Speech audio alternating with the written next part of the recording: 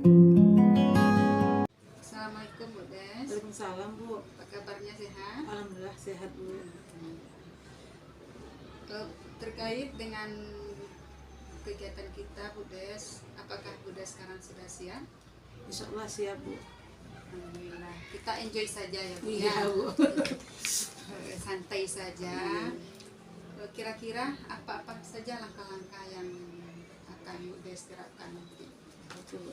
Baiklah Bu, seperti biasa dalam pembelajaran tentu kita awali dengan kegiatan pendahuluan, di mana di sini ada yang suatu salam, sapa, kemudian doa.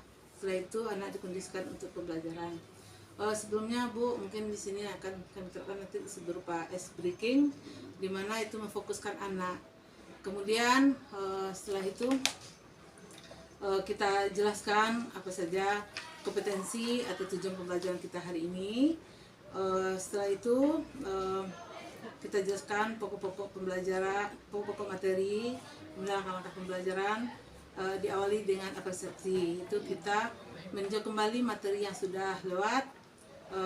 Kemudian kita masukkan di sini yaitu metode atau model pembelajaran. Di mana di sini dalam kegiatan inti model pembelajaran Bu saya menggunakan pemikiran saintifik dengan model discovery learning, kemudian metode diskusi. Karena tujuan pembelajaran di sini di samping langkah-langkah pemberdayaan dan evaluasi juga akan mempresentasikan contoh dari sebuah komunitas. Jadi mendengar kegiatan yang Bu Des bicarakan tadi atau Bu Des sebutkan tadi, mudah-mudahan lancar dari awal sampai akhir. Nah, dan lagi Bu Des, supaya Bu Des ketahui kegiatan Bu Des nanti di kelas akan dicatat apa-apa saja itu dari awal sampai akhir. Apakah sudah direvisi RPP yang itu? Insya Allah udah Bu, kemarin ada sedikit revisi dari Ibu, yaitu terkait dengan tidak terjadinya di sana adanya persepsi. Namun pun itu karena ini keterkaitan dengan pelajaran sebelumnya, jadi ada kaitannya dengan yang akan pelajari sekarang. Kemudian ada satu lagi terkait dengan refleksi, yaitu ada berupa kuis, di mana kemarin skornya memang ya karena tergesa-gesa, jadi nggak nampak cuma dibuat satu, tapi udah direvisi. Itu Bu nampaknya kemarin. Dan juga nanti ada lampiran-lampiran penilaian nanti juga akan kami isi.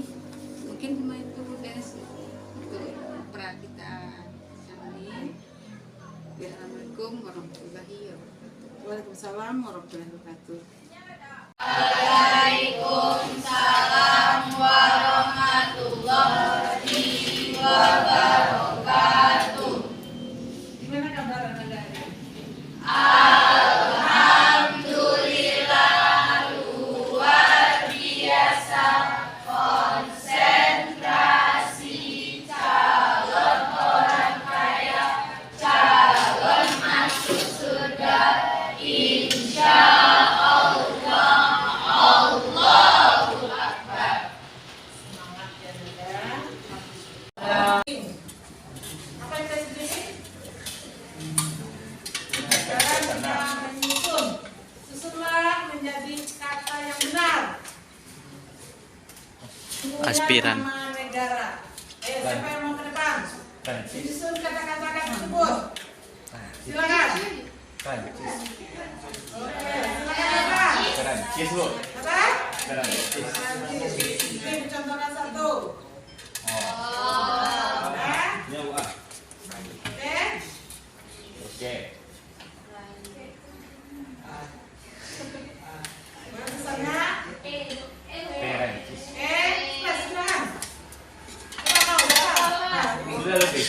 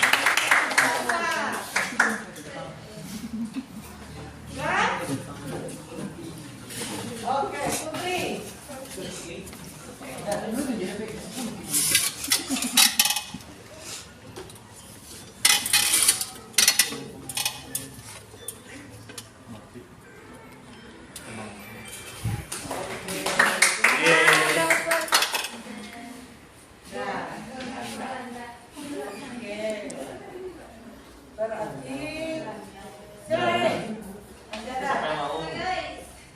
Padahal nggak maju deh kan? Sudah? Oke. Sama Karen. Ini Bu. Tuh.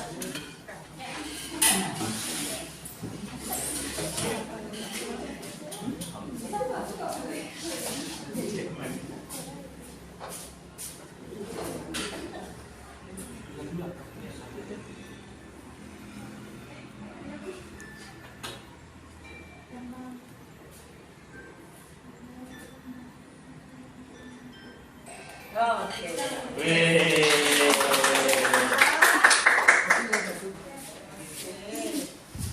Gimana? Mau dilanjut? Mau. Ekspresinya? Yang jelas kamu udah fokus untuk pembelajaran kita. Ya. Baiklah, untuk selanjutnya kita akan masuk lagi terkait dengan kelas. Seperti biasa, sebelum belajar kita menutup satu kelas. Ini yang sudah kita laksanakan. Ada tanda pertama yaitu peserta diri siap mengikuti pembelajaran. Siap? Siap. Oke, yang kedua, hadir seutuhnya. Apa maksud seutuhnya di sini? Semuanya yang lagi. Fisik dan Pikiran. rohani, pikiran jangan badannya sini, pikirannya di rumah ya. Kemudian saling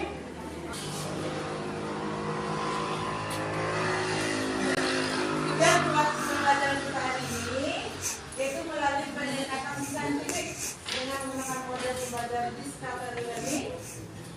Peserta ini dapat menganalisis aksi pemberdayaan komunitas sebagai bentuk kemajuan dalam menghadapi ketimpangan sosial dan keterampilan mengelaborasi berbagai alternatif upaya komunitas yang diperlukan untuk mengatasi ketimpangan sosial di masyarakat, yaitu nanti dengan metode diskusi kelompok, yaitu melalui berbagai sumber penugasan dengan penuh kreativitas, bernalar kritis, dan menteri serta bekerja sama.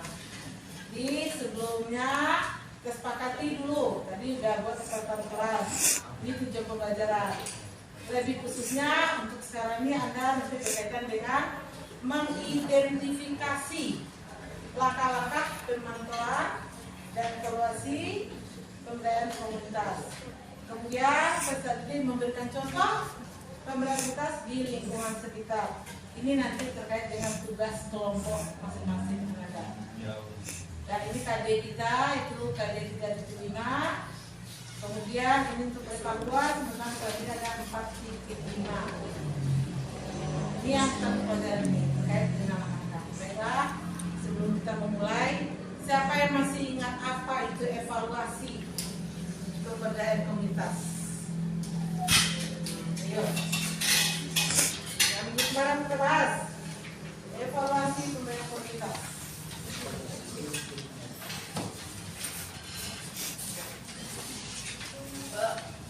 Oke. Sudah. Ini.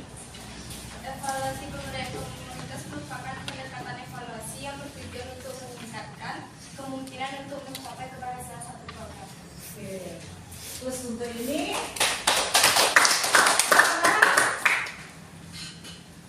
berarti di sini kita adalah peningkatan pemberdayaan. Di bagaimana nanti komunitas yang sudah ada itu kita berdayakan. Tentu dengan cara mengevaluasi. Apa itu evaluasi? Penilaian, memantau. Kira apa saja prinsip dari sebuah evaluasi? Yuk, kita ingat. Saya dengan pembelajaran kita sebelumnya.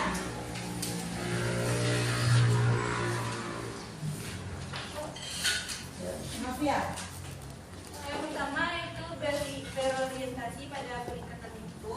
Yang kedua partisipasi, yang ketiga transparansi atau akuntabilitas, yang keempat akurasi informasi, dan yang kelima tidak ada. Tindak lanjut. Sekarang apa guna dari tindak lanjut itu? Baik, terus. Gunaan dari tindak lanjut sebuah evaluasi.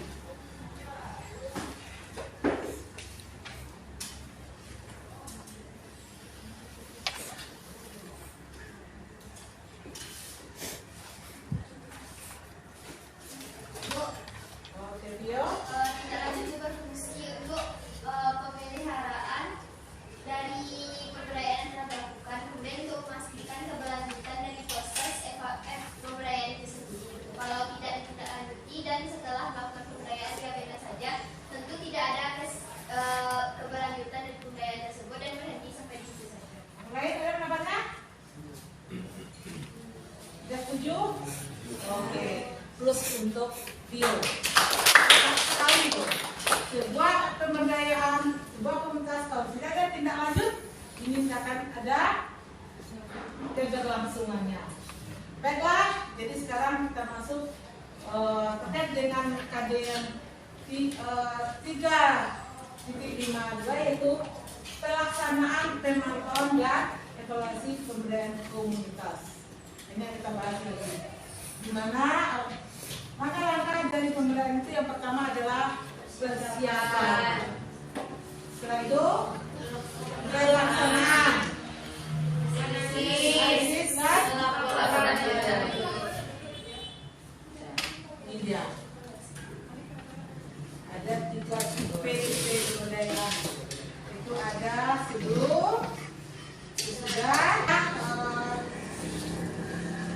sebelum kita bahas ini, dimana sebelumnya kita sudah menanyakan itu ada video terkait dengan komunitas pemberdayaan. Masih ingat itu ragam mengenai komunitas?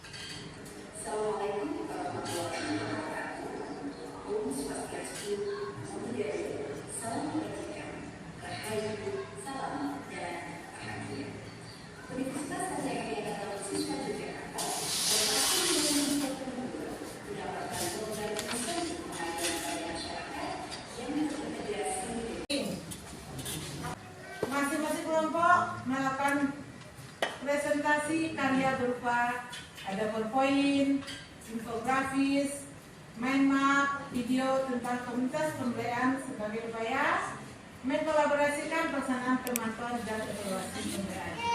Masing-masing kelompok ibu beri waktu 10 sampai 12 menit, itu paling lama ya. Kemudian kelompok lainnya memberikan umpan balik konstruktif. Apa itu konstruktif? Yang sifatnya membangun, ya. Bukan berarti nanti untuk menguji tak, atau mungkin sekedar bertanya, tidak benarkan. Kemudian setiap kelompok memperbaiki hasil karyanya. Jadi kan hasil karya tadi, hasil tugas tadi kan bisa jadi masih ada masukan-masukan dari kelompok lain. Silakan nanti kalau sudah selesai diperbaiki. Kemudian hasil yang sudah diperbaiki itu silakan Anda unggah di kelompok, di WA group atau di classroom. Itu terkait dengan pembelajaran kita. Oke, bisa kita mulai? Ya. Nah, kalau demikian untuk tampil itu serahkan, siapa yang mau tampil dulu kelompok? Mana dulu tadi ini? Siapa? Pengamat?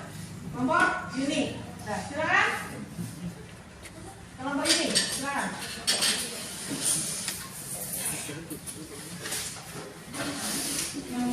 Pakai info apa?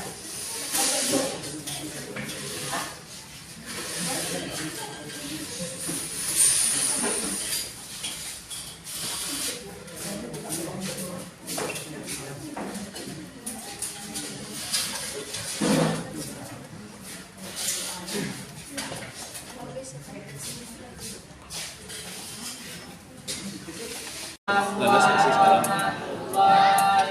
Baiklah, kami dari kelompok 1 akan membahas tentang komunitas tidak bidang yang beranggotakan pertama Sri Urmila, Depan dia menggodang dulu. Depan dia menggodang. Full layar. Baiklah, Alah.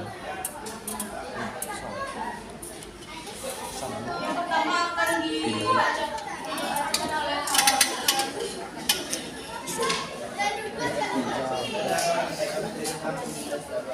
Komunitas Hidayah ini sudah tersebar di berbagai daerah seperti Jakarta, Bandung, Medan, Surabaya, Yogyakarta, Padang, dan Aceh. Termasuk juga termasuk salah satu leader saya. Apa sih itu komunitas Jabar? Yaitu komunitas muslimah yang pada dasarnya tidak hanya menjadi ajang pertemuan Jabar, namun juga memiliki tujuan sebagai ajang silaturahmi dan sharing tentang Islam serta kegiatan sosial, serta mengajak perempuan muslim yang belum berhijab dengan model-model hijab akten. Lalu kedua bagi orang yang mengenakan hijab secara trendy atau stylish menunjukkan adanya keterlibatan pengalaman Tak balik. yang diwujudkan dalam kegiatan Terus. seorang yaitu dengan Dan bisa ya. Dan bisa ya. Selanjutnya yang akan dibacakan oleh Hila.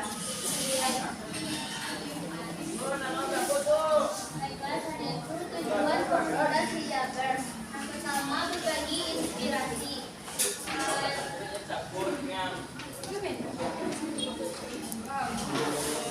Jadi tujuan didirikannya hijabers community adalah tempat berbagi inspirasi wanita pada dunia fashion. Mengikuti komunitas ini memudahkan wanita berbagi inspirasi mengenai fashion busana muslim. Sampai nyebar. Di banyak pelatihan seru mengenai cara menggunakan jilbab yang indah dan memilih busana muslim yang cocok. Nah, jadi penampilan busana muslim lebih stylish sesuai ajaran Islam. Selain itu, anggota hijabers community bisa berbagi pengalaman dan pendapat mengenai ajaran agama Islam. Yang kedua, saling mengingatkan. Dalam saling mengingatkan, cara menjadi anggota adalah memiliki komitmen yang kuat untuk berhijab. Pastinya menggunakan busana muslim secara utuh, bukan hanya hijab saat bepergian saja. Selanjutnya, menjadi eksistensi muslimah. Hijabers community menjadi perhatian wanita muda karena menyebarkan agama Islam dengan cara yang unik dan berbeda. Tetapi tampil gaya dan stylish walaupun menggunakan hijab, orang tersebut membuat komunitas hijabers tersebar luas di berbagai daerah. Terbentuknya hijabers community memiliki harapan besar untuk perempuan muslimah, yaitu menonjolkan eksistensi perempuan muda berhijab sesuai norma agama Islam, baik secara berpakaian, melakukan kegiatan Islami yang bergaya sehingga tidak menonjol. Baiklah, selanjutnya dari komunitasnya akan dibacakan oleh Fadilah. Selanjutnya, manfaat dari komunitas hijabers. Pertama, manfaat cara pandang. Sebagai makhluk sosial, tentunya kita harus berinteraksi dengan banyak orang. Kurangnya interaksi sosial membuat hanya melihat segala permasalahan atau hal yang terjadi di dalam satu perspektif saja. Ada sebuah yang membuatmu kesulitan mendapatkan ide menarik untuk mengembangkan diri. Yang kedua, berkesempatan menemukan mentor. Dengan mengikuti hijab community, kamu berkesempatan bertemu dengan mentor atau orang ahli dalam bidang tertentu untuk menyampaikan ilmu agar lebih baik lagi. Hal ini bermanfaat untuk pengembangan dirimu karena hubungan interpersonal bisa dibangun lebih erat dalam komunitas. Yang ketiga, berkesempatan menemukan. Yang ketiga, adanya kegiatan amal. Perlu diketahui, komunitas hijab Indonesia tersebut memiliki kegiatan usaha. Para anggota hijab community akan membagikan bingkisan berupa sembako, uang maupun kebutuhan lain untuk orang tidak mampu. Misalnya fakir miskin, masyarakat yang terkena dan lain. Baiklah, selanjutnya mengisi waktu lebih positif. Orang Di tuh Komite di Jakarta mengisi waktu Orang tuh benci lebih apa positif dan produktif. Karena setiap komunitas tentu terdapat kegiatan menarik, bisa mengembangkan diri, bermanfaat bagi diri sendiri dan juga lingkungan. Selanjutnya, bertemu dengan yang memiliki ketertarikan yang sama. Dalam suatu komunitas yang mengikuti pasti ada beberapa orang yang memiliki ketertarikan atau minat yang sama, bukan hanya dalam bidang hijab atau fashion. Tetapi dari bidang lainnya, misalnya ada yang hobi menulis, memasak, bersepeda, dan lainnya. Dengan bertemu orang seperti itu, tentu sangat bermanfaat untuk diri kita, di mana kita bisa saling berbagi dan belajar bareng untuk menunjukkan keterampilan. Selanjutnya, mengetahui fashion hijab.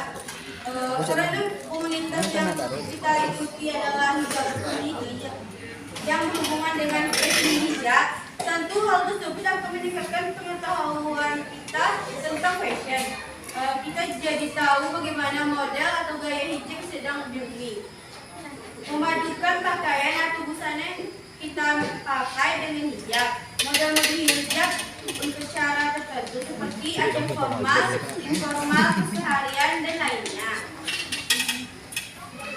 Selanjutnya yang akan dibacakan oleh Ini slide bawah, kalau slide kanan kan tinggal ganti. Ini slide bawah Pak ya. Yang menggunakan hijab di Indonesia. Berdasarkan data dari Badan Pusat Statistik, sebanyak 47% perempuan muslim di Indonesia telah menggunakan hijab. Brand general manajer metrik Indonesia Mandarin Darurat mengatakan saingi popularitas hijab serta tren busana muslim di Indonesia terus meningkat.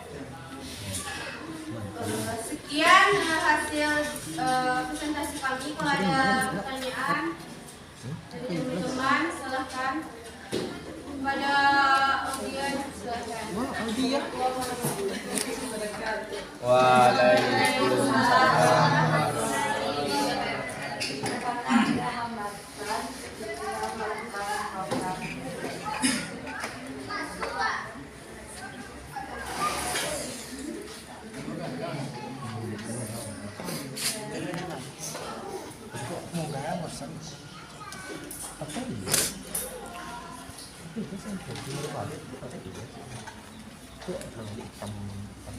Terima kasih ya dari audiens.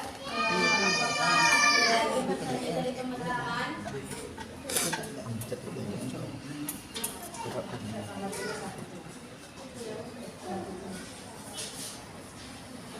Berikan sedikit waktu untuk Ada hambatan dalam melakukan program diversity. Tentunya kalau hambatannya ada, karena dalam program hijabers ini tentunya wanita muslimah harus memakai hijab, harus berkomitmen dari dalam dirinya. Dan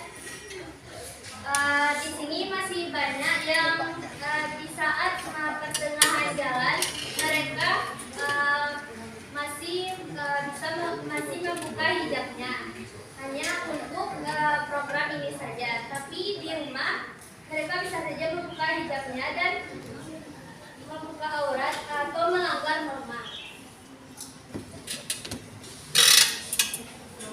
sekian jawaban dari kelompok saya.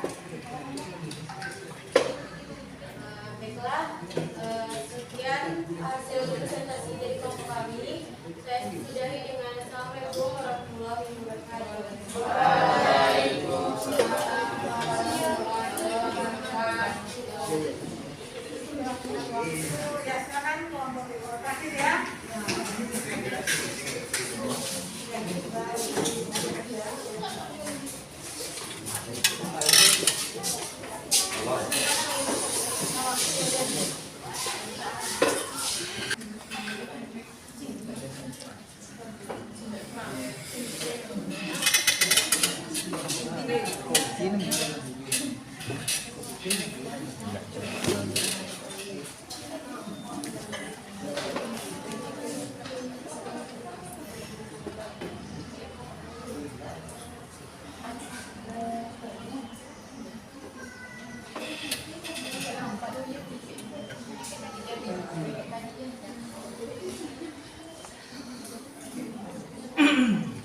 Infografis orang.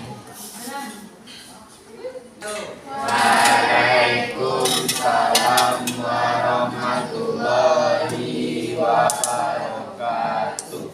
Baiklah teman-teman, kami dari kelompok 4 ingin menampilkan diskusi yaitu bincang silas tinggi sebagai Betawi yang berupa infografis yang akan dibacakan.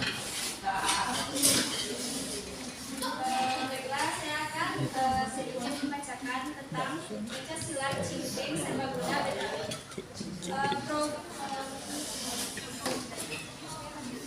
Silat cingkring merupakan faktor penyatu dan mengikat dari masyarakat Betawi. Hal ini bisa dibuktikan bahwa silat cingkring banyak digunakan dalam adat Betawi pada acara-acara seperti pernikahan, yaitu palang pintu.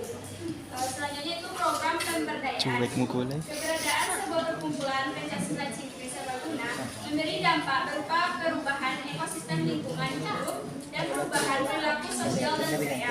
Salah satunya adalah melalui pembentukan perkumpulan tersebut yang kemudian dilatih agar mempunyai kemampuan, pengetahuan dan kemampuan untuk mandiri, terutama untuk generasi yang akan datang, agar pemberdayaan ini tidak hilang.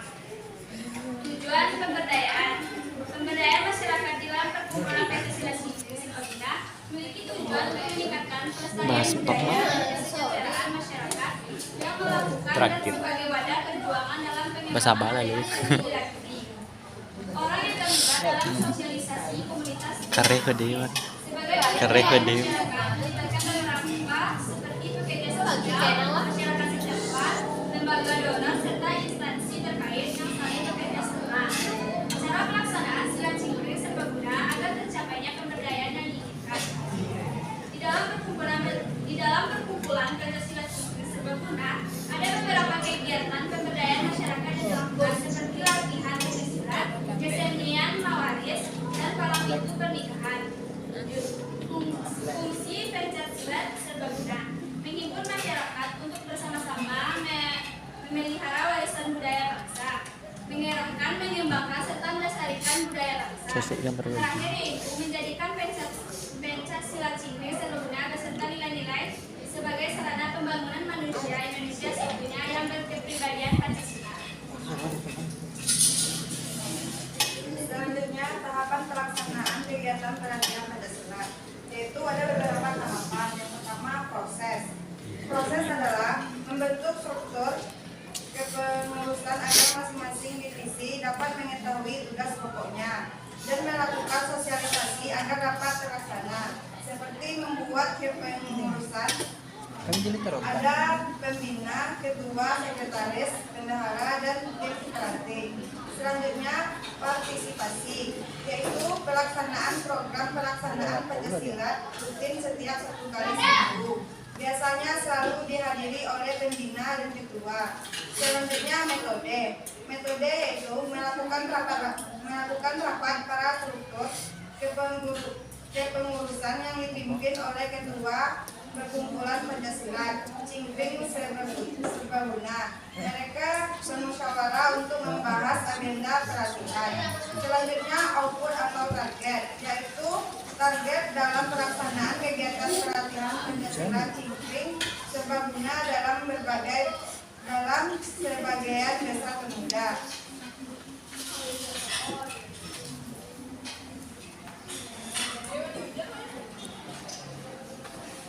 Baiklah, apakah ada teman-teman yang ingin bertanya?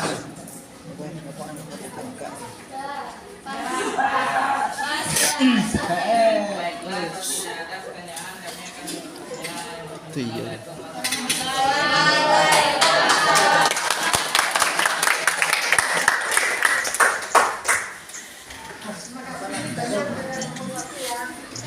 Bukan ada pertanyaan nampaknya. Baiklah, mungkin agak bisu. terkait dengan yang sudah tadi, karena Anda telah melihat penampilan atau presentasi dari kelompok. Tentu ada mungkin pemikiran atau yang mungkin terkait di sini hal-hal baru yang Anda rasakan di diskusi. Untuk meninggal waktu, silakan Anda isikannya di Stekinar.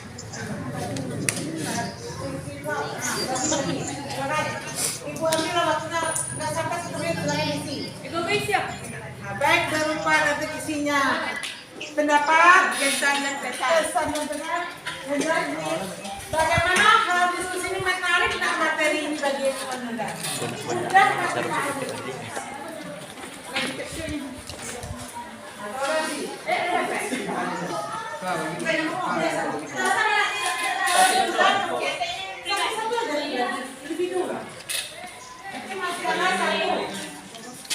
surang-surang. Silakan. Selesai dari hal yang Anda temui di diskusi tadi. Boleh itu pemikiran-pemikiran ide yang kreatif atau mungkin materi ini menarik, susah dipahami. Jelas, curhatkan rasa kita di sana di kelas kita itu.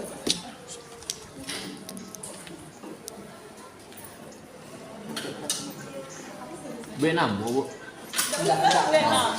Ben aku ke kelas 5 kan. Ibu akan tahu dari tulisanmu nampak nanti. Bisa ngecak nih. Jelas biasanya kan? Ngecaknya sana nih. Oh. Kita tahu aja. Silakan Bu.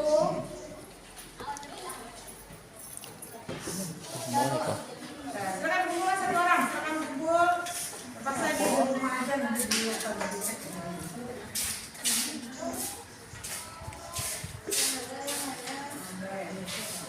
Jadi Kampung Pemberdayaan Kampung Inggris. Anggota kelompok G itu yang pertama ada Novia Putri Sentina, ada Dini Mayola, Nita Raini, Fitri Hidayat, dan Muhammad Hamid. Baiklah, pertama akan dibacakan oleh Email. Pertama, pemberdayaan Kampung Inggris. Pemberdayaan Kampung Inggris.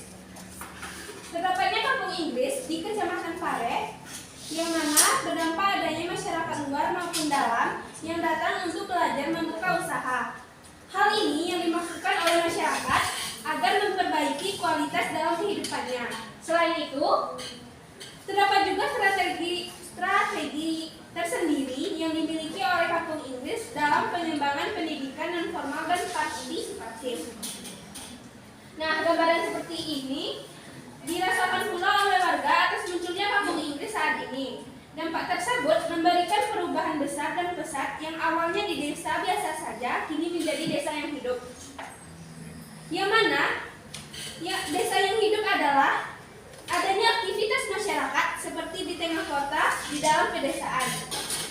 Dengan banyaknya para pendatang yang ingin belajar bahasa asing di Kampung Inggris, mereka banyak membutuhkan kebutuhan sehari-hari seperti makan, tempat tinggal, dan transportasi di sekitar desa. Untuk itu, penduduk desa banyak membuka usaha-usaha yang menguntungkan, seperti adanya beberapa masyarakat setempat yang membuka laundry, kios seluler, minimarket, dan usaha membuka kamar kontrakan.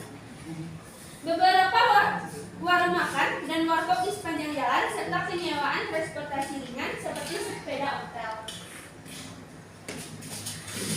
Dari dan untuk masyarakat ini fungsinya adalah memajukan perekonomian desa melalui peningkatan potensi desa serta pengembangan usaha masyarakat di sekitarnya agar lebih berdaya desa dan melalui banyaknya wisatawan yang mendatangkan untuk belajar bahasa asing. Selanjutnya akan dibacakan oleh Selanjutnya nomor 3, bina lingkungan. Belum bisa dikatakan sebagai destinasi edukasi wisata yang baik karena kurangnya tingkat keamanan dan kebersihan di Kampung Inggris. Yang keempat, Kampung Inggris dalam hal ini adalah lembaga bimbingan belajar yang tumbuh dan berkembang dari untuk daya sebagai upaya dalam mendorong pengembangan desa. Kelembagaan dalam hal ini juga disebut sebagai organisasi sosial masyarakat yang jadi organisasi non pemerintah. Baiklah, sekian presentasi kami. Jika ada teman-teman yang ingin bertanya, silakan.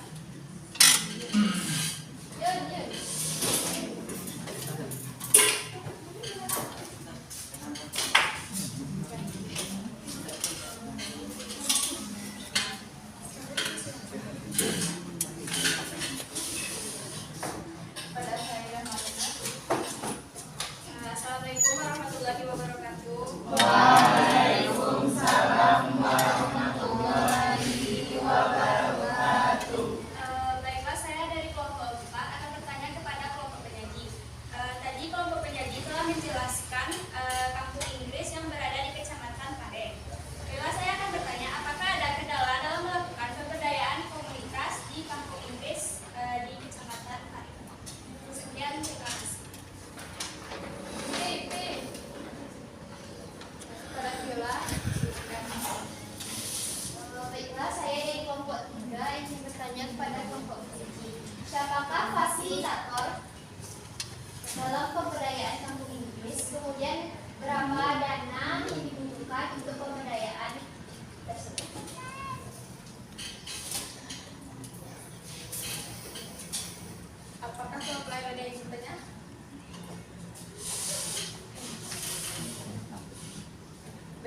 pertanyaan kami secara terlebih dahulu. Izinkan kami untuk menjawabnya terlebih dahulu.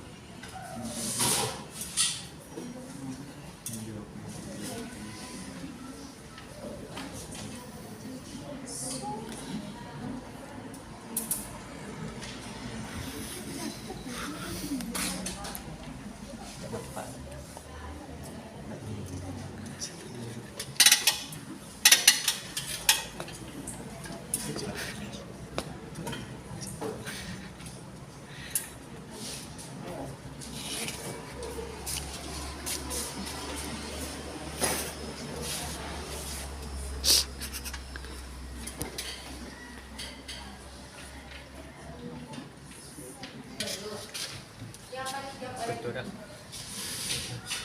Baiklah, saya akan menjawab pertanyaan Sarina Madonna dari kelompok 4. Yaitu adakah kendala melakukan pemberdayaan komunitas di kampus UPN? Tentunya ada, yaitu dalam bidang lingkungan, yaitu mengikuti kendala keamanan. Karena di kampus Inggris dinilai sangat kurang, terjadi banyaknya wisatawan yang berkunjung. Hal ini juga didukung oleh koordinasi antara perangkat desa dan juga pengusaha. Keamanan desa itu berkurang. Kemudian kedua itu kebersihan. Bila dilihat dari kebersihan kampung Inggris, penduduk peduli akan kebersihan lingkungan sekitar. Yang ketiga ada keamanan, keramahan. Yang keempat keindahan. Yang kelima kesejukan. Yang keenam ketertiban. Dan yang ketujuh kenangan. Yaitu kenangan adalah kesan yang melekat dengan kuat pada ingatan dan perasaan seseorang yang disebabkan oleh pengalaman yang diperolehnya. Untuk kenangan kampung Inggris ini, pada poin pengalaman dapat dirasakan oleh masing-masing wisatawan yang datang pada luar Pulau Jawa. Tidak hanya pada poin pengalaman, indera mata yang khas dari hasil karya masyarakat sekitar, yaitu rajutan tas, baju berlabel Inggris, kilat.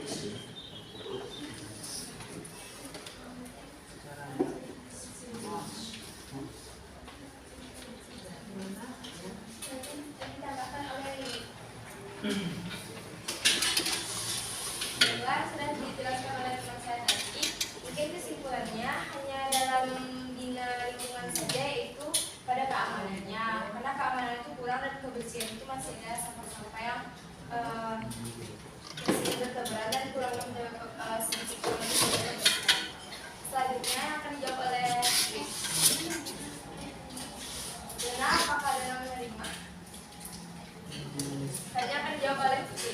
Baiklah, saya akan menjawab pertanyaan dari Viola, yaitu siapakah fasilitas kampung Inggris dan dana yang dibutuhkan dalam membangun kampung Inggris. Untuk fasilitatornya itu Bapak Karen Yosef, sang pendiri BNCHP, dan untuk anggarannya itu sebesar 40 miliar.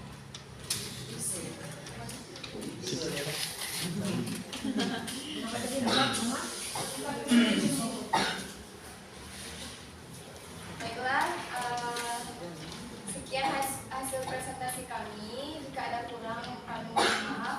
Assalamualaikum warahmatullahi wabarakatuh. Waalaikumsalam warahmatullahi wabarakatuh.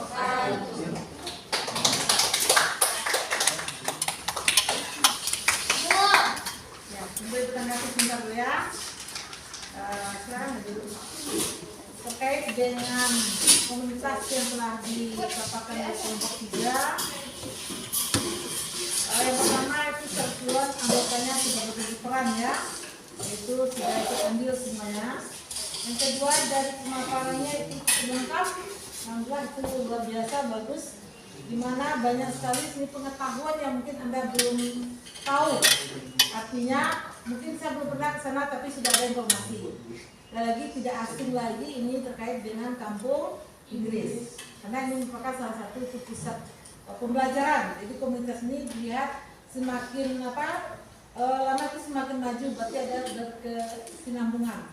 Kemudian sesuai dengan yang ditanyakan tadi, itu ada benarnya terkait yang banyak sekali kesannya adalah terkait dengan keindahan, keramah-tamahan, dan lagi yang penting sekarang terkait dengan profesi sebagai status Anda sebagai pelajar, yaitu tempat belajar bagi para siswa.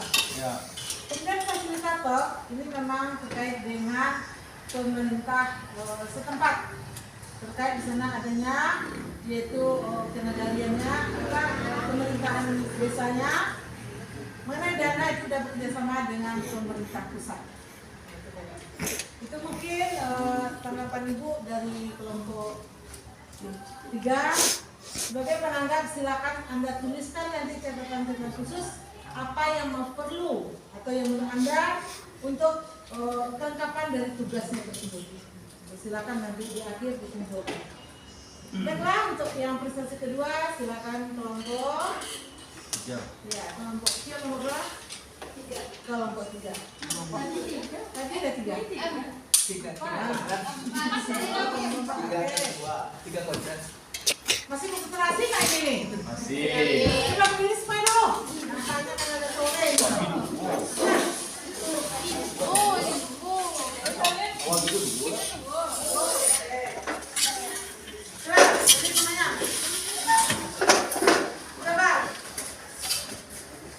Sekarang tugasnya adalah Anda lakukan apa yang dikatakan. Tahu? Apa yang dikatakan ya? Besar. Nah, tentu gini ya. Besar. Nah, kecil. Kecil. Ya, terus. Oke. Sekarang lakukan apa yang dikatakan. Gajah. Semut. Gajah. Semut. Gajah. Semut. Semut. Oke, kembalikan lagi. Apabila Ibu mengatakan gajah, apa yang dikatakan? Kecil. Semut? Besar. Oke. Gajah. Semut. Gajah. Semut. Gajah. Oke, udah. Anak-anak sore ya. Oke. Sekarang, kalau belajar dari perkataan itu sesuai dengan kita. Waalaikumsalam warahmatullahi wabarakatuh. Baiklah, kami dari kelompok 5 akan mempresentasikan hasil diskusi kami. Baiklah, saya akan memperkenalkan nama anggota kelompok.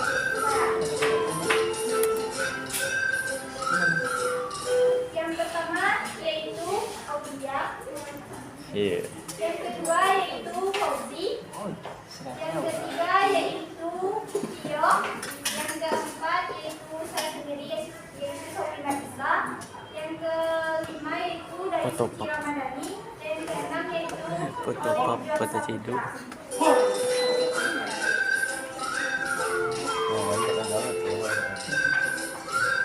Tapi kalau macam komenan tidak ada.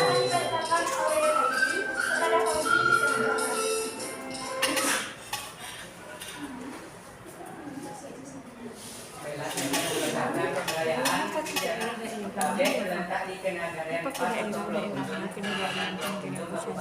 saya. Itu kan dia. Itu bisa dibantu organisasi di daerah itu. Jadi uang gitu. Coba. UMKM kuliner yang ada di Dorong 4 Yang dia ada juga. Satu bakso ateng, bakso suka rezeki, bakso morsen.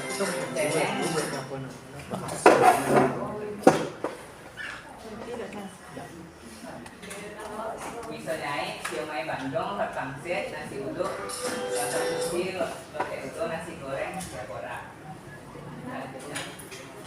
Selanjutnya yang akan kita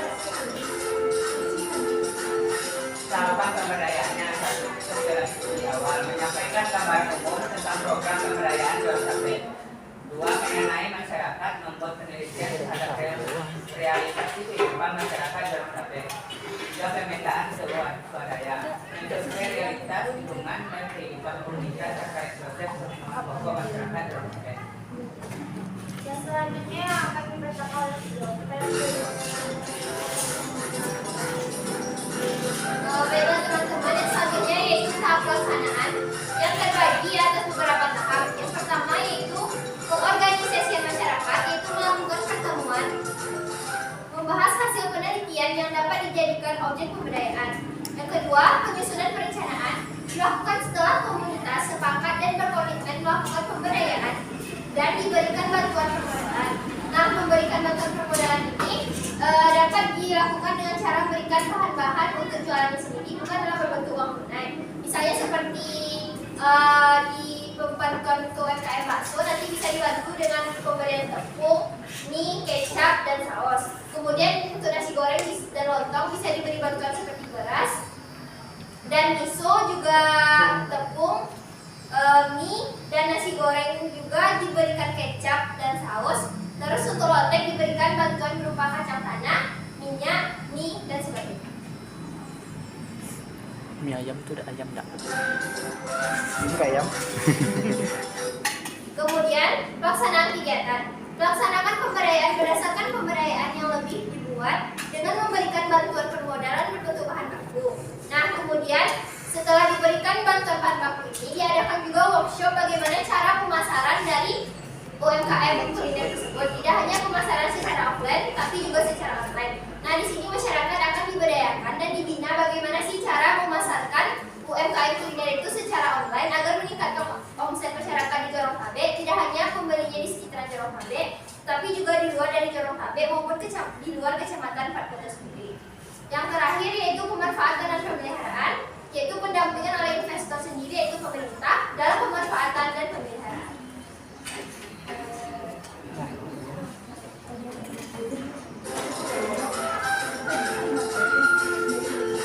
Selanjutnya yang akan dibacakan oleh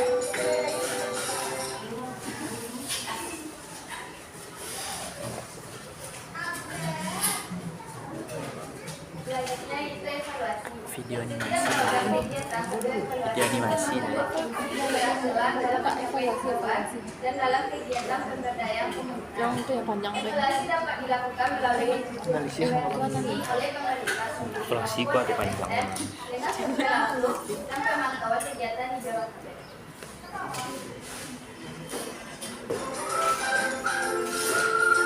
Selanjutnya itu pelaporan, merupakan tahap akhir penelitian, di mana semua hasil penelitian yang telah dianalisis dituangkan dalam sebuah produk tulisan yang terstruktur. Pelaporan hasil evaluasi mampu dilakukan melalui sosialisasi, penulisan laporan, dan pendokumentasi video. Hal yang dilaporkan adalah hasil evaluasi beserta dana lengkap yang digunakan saat pemberdayaan kepada pengendara secepatnya. Rincian dananya itu harga telur 35 kilo, tetapi 20.000, mentega 5 kilo 180.000, minyak 500 1.120.000, beras 60 kilo 180.000, telur tuang papan 120.000, kacang 10 kilo 320.000, mie putih yang nambah 160.000, mie kuning 2 bal 280.000, mie intermi 4.160.000, minyak 6 liter 138.000, kecap 10 dus 150.000, saus tiram badut 330.000. Di Jawa mahal kecap. Di Jawa mahal kecap. Sampai 1 juta. Selanjutnya kami akan melaksanakan sesi tanda jawab. Ada yang bertanya?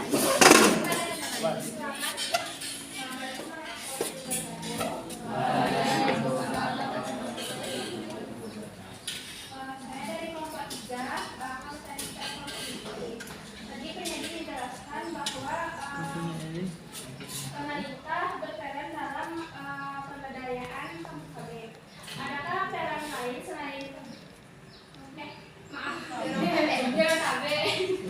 Adakah peran lain selain pemerintah dalam pemberdayaan di lokal tersebut? Baiklah, dari ini dia menjawab pertanyaan dari ini. Baiklah, terima kasih atas pertanyaan ini. Ini mengenai apakah ada pihak lain yang membantu dalam pemberdayaan di dalam kami sendiri. Nah, jawabannya adalah tidak, karena untuk pemberdayaan ini dilengkapi dana dan fasilitatornya yaitu pemerintah sendiri. Kemudian dana yang dialokasikan yaitu dana desa sendiri. Sekian. Selanjutnya dari kelompok last one. Question.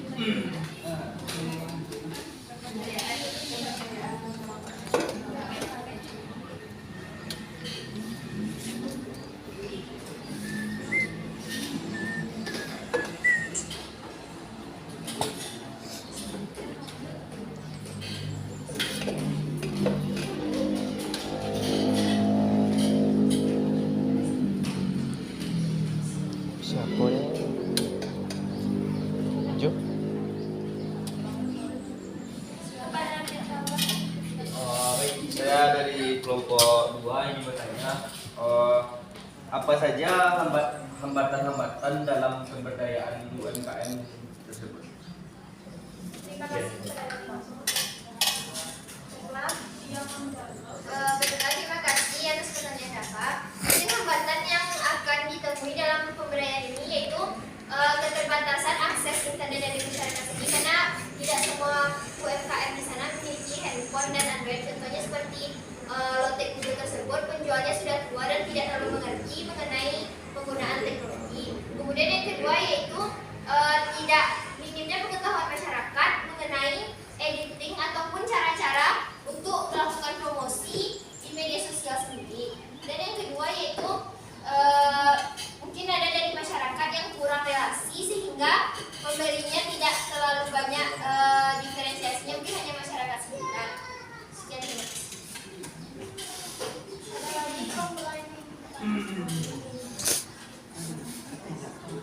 Sekian dari presentasi kelompok kami. Kalau ada salah mohon dimaafkan. Assalamualaikum warahmatullahi wabarakatuh. Waalaikumsalam warahmatullahi wabarakatuh. Bang, calik jam.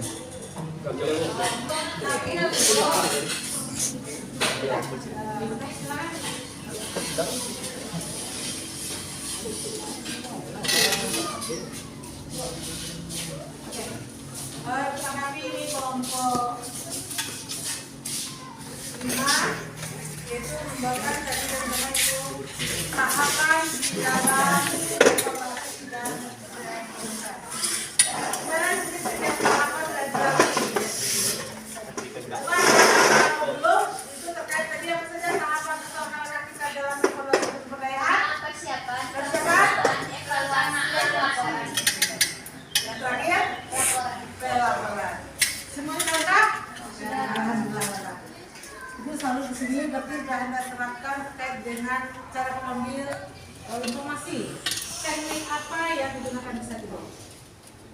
survei, Survei lapangan. terus menanyakan sama sumber sendiri, kebetulan ya wawancara dari bendahara kantor walinya sendiri. Sudah, kalau sudah menarik nih untuk kelompok 5 yang telah menerapkan langsung terkait dengan komunitas yang ada di sekitar Jabodetabek di Jalan Raya ya. Ini sudah. Mulai dari Bukan, ini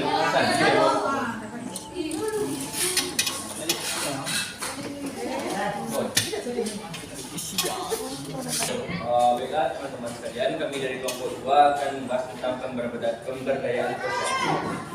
Anggota kelompok yaitu saya sendiri yang mendapatkan asa, Ida Ananda, Hawaya Sulina, Febriana Jela dan Melita. Selanjutnya yang akan dijelaskan oleh Hawa. Baiklah, di sini saya akan menjelaskan pertama yaitu pengertiannya. Yaitu posyandu adalah suatu bentuk keterpaduan pelayanan kesehatan yang dilaksanakan di suatu wilayah kerja puskesmas. Posyandu merupakan wadah komunikasi alih teknologi dalam pelayanan kesehatan masyarakat dari keluarga berencana dari masyarakat, oleh masyarakat dan untuk masyarakat, dengan dukungan pelayanan serta pembinaan teknik dari petugas kesehatan dan keluarga berencana.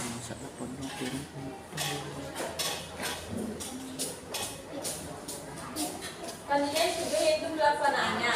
Dalam pelaksanaan program pelayanan posyandu, setidaknya ada 5 paket program yang harus diadakan oleh setiap posyandu. Ini disebut sebagai paket kegiatan pelayanan minimal. Kelima program tersebut adalah perbaikan gizi atau termasuk paket pemberian makanan tambahan atau PMT. Yaitu selanjutnya kesehatan ibu dan anak atau KIA, keluarga berencana atau KB, imunisasi dan penanggulangan penyakit diare atau B2 diare.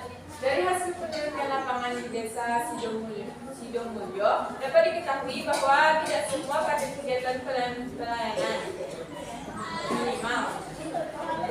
Pelaksanaan kegiatan posyandu yang mencakup pendaftaran, penimbangan, pencatatan penyuluhan, pelayanan kesehatan dan keluarga berencana. Program pokok yang minimal harus dilaksanakan meliputi 5 pelayanan, yaitu kesehatan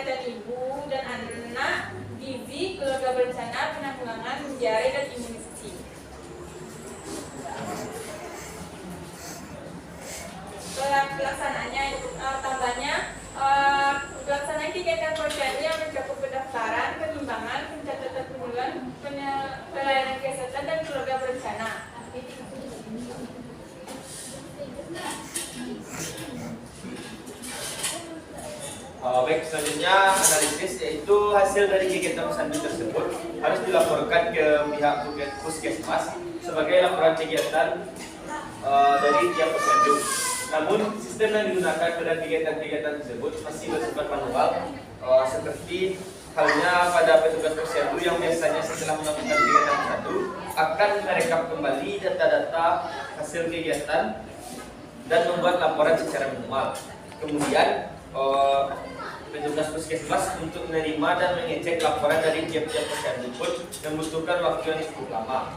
Sementara itu, para orang tua mengalami kesulitan jika untuk mengetahui pertumbuhan hati mereka harus melalui kegiatan posyandu atau harus bertatap muka dengan para petugas kesehatan sistem monitoring pertumbuhan balita atau KMS online.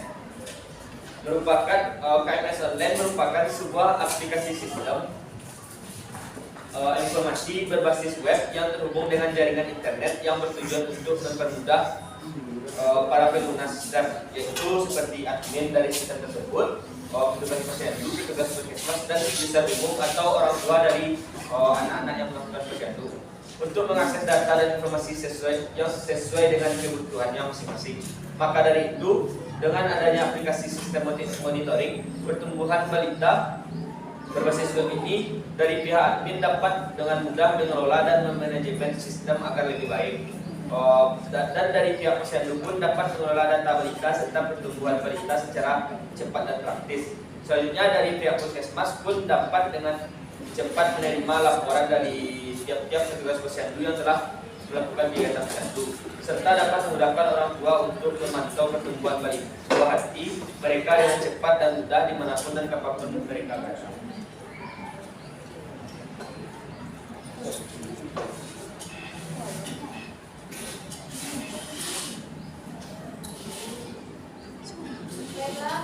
Dengan evaluasi posyandu adalah membandingkan antara hasil yang telah dicapai dalam kegiatan posyandu dengan tujuan yang direncanakan. Evaluasi posyandu bertujuan untuk mengetahui pelaksanaan posyandu di suatu tempat. Indikator pelaksanaan posyandu adalah kegiatan skema meja dan kaca indra posyandu.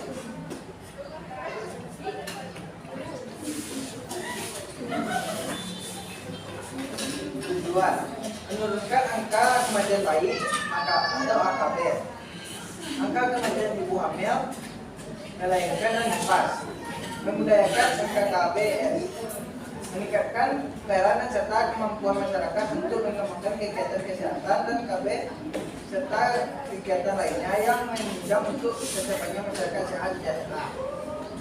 Berfungsi sebagai wahana gerakan reproduksi keluarga sejahtera, gerakan ketahanan keluarga, dan gerakan ekonomi keluarga sejahtera.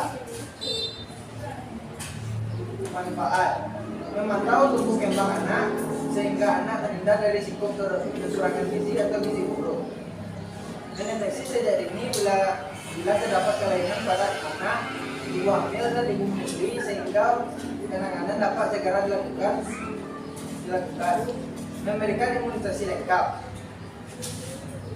Baik, sekian dari kelompok kami. Selanjutnya kami akan membuka sesi tanya jawab. Silakan kepada teman-teman yang punya pertanyaan untuk bertanya. Silakan dulu.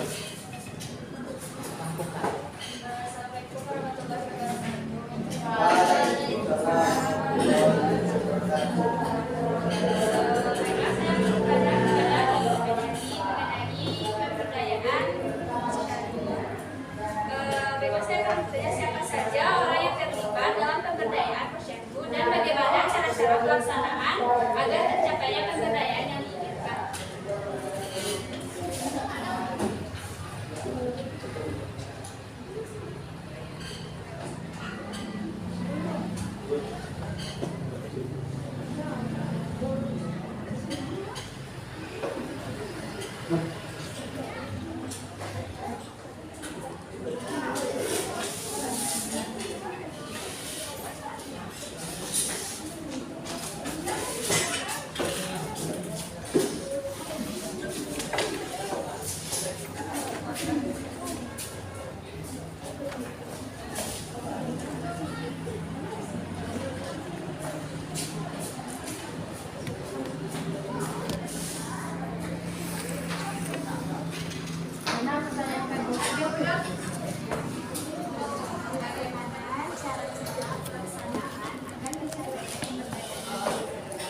Silakan.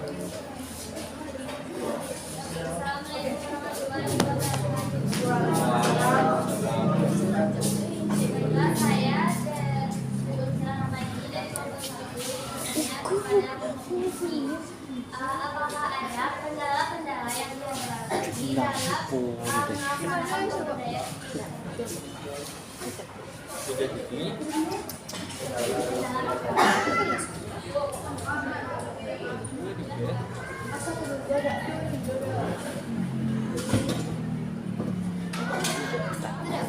Baik, kami kumpulkan dulu pertanyaan yang teman-teman. Kami minta waktu untuk mencari jawaban.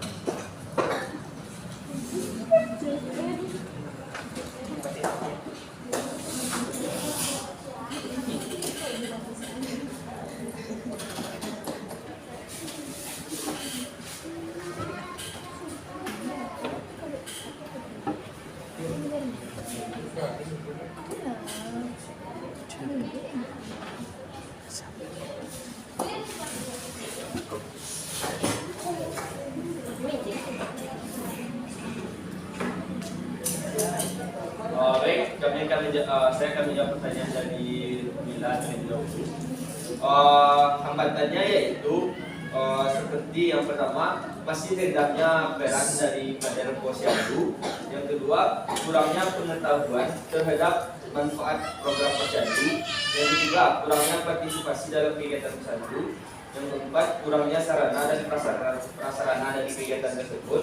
Yang kelima, serta kurangnya kerjasama lintas program dan lintas sektor dari program Posyandu tersebut.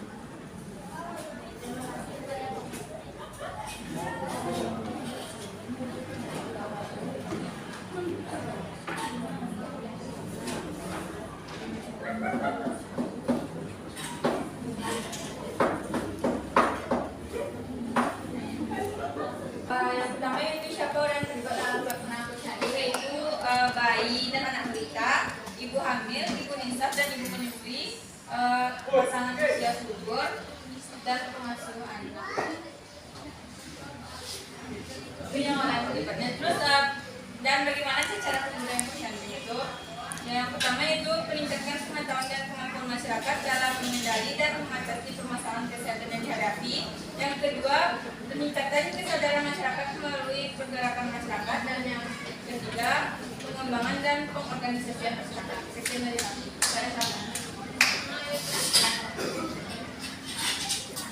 Baik, sekian dari kelompok kami. Jika ada salahnya janggal atau lainnya mohon dimaafkan. Saya sendiri berdoa. Saya sebagai moderator. Assalamualaikum warahmatullahi wabarakatuh.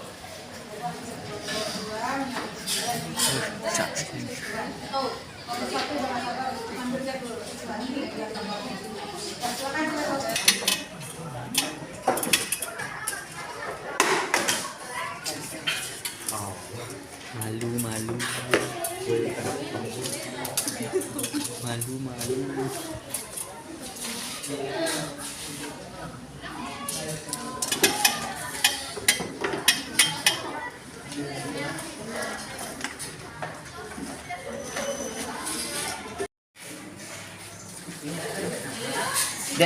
Dek.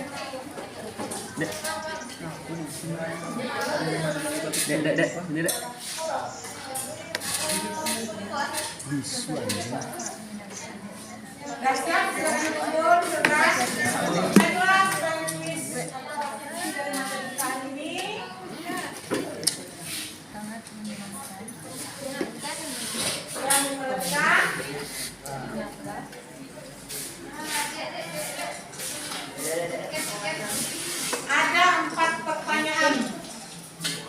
Silakan. Siapa yang akan menjawab pertanyaan? Cukup Anda berikan nomornya saja.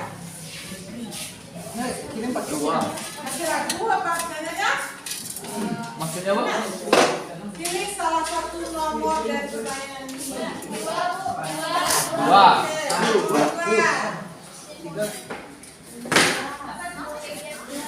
Kegiatan koordinasi awal mengenai rancangan pelaksanaan evaluasi.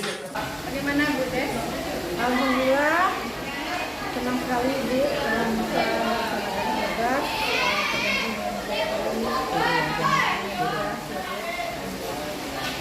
bisa diterapkan secara terus sehingga anak kita bertambah berkompetensi. Selanjutnya apa rasanya dari penyajian PBM tadi yang ada bilangnya ya rasa begini Bu, mungkin terkait yang pertama waktu kita ini tadi memang kurang kondusif karena anak udah pulang balik lagi. Kemudian karena ibu berusaha tadi menyerapkan pembelajaran disertasi berdasarkan konten, jadi memang banyak tadi menggunakan media, jadi dari berdasarkan waktu gitu ya, waktu kayak tadi. Kemudian dari produk, alhamdulillah anak ibu minggu kemarin saya kasih dia tugas dan juga siap beberapa ini. Tapi tadi juga dugaan banyak rasanya materi ibu, terutama di komunitas pembelajaran komunitas itu jauh luar biasa pengalaman kita Bu. Kita tertarik tadi terkait dengan UMKM itu dinamika ternyata yang realnya ada. Kalau sebelumnya ya tadi itu alhamdulillah karena mungkin sudah luas karena diambil tadi dari Pare, dari kenal itu diberikan, kemudian posyandu, kemudian silat, masalahnya mungkin dari daerah sendiri.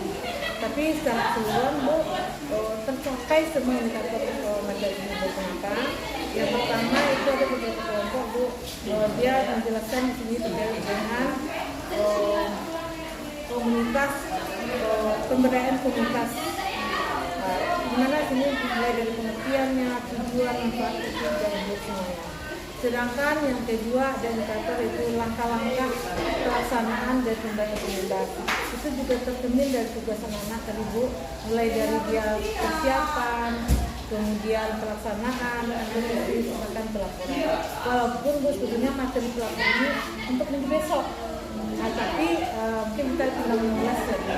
Itu yang kita rasakan. Jadi ternyata anak kita ini kita lebih jauh pengetahuan dia daripada kita kenapa. Salah satu mungkin yang lebih jauh. Itu yang kita rasakan. Saya tidak merasakan luar biasa kita. Ya juga tadi yang di daerah kita tadi apa tadi daerah Jorong Altabe, iya memang dia telah mengungkapkan apa yang ada di Gonzala gitu survei. Mereka kita udah langsung dia terjun ke lapangan.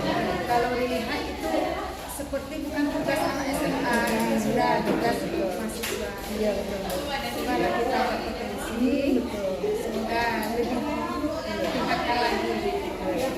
Mungkin ada Kudes pertemuan kita. Terima kasih Ibu atas bimbingan dan Ibu kita boleh maaf kalau sedikit dari Ibu, tapi memang dikatakan tadi tujuannya dan aku sama aja.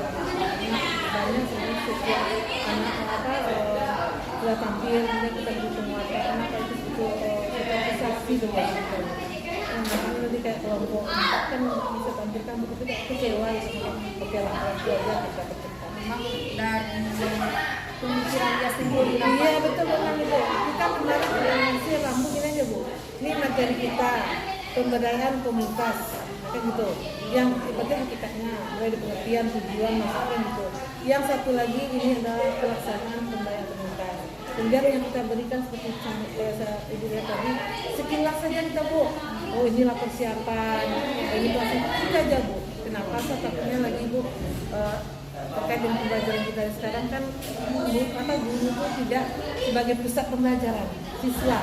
Nah itu yang saya terapkan mungkin. Alhamdulillah anak kita sudah mengarah ke Oh udah bisa. Ya mungkin hanya itu. Terima kasih. Ya sama-sama ya Bu. Assalamualaikum. Waalaikumsalam warahmatullahi wabarakatuh.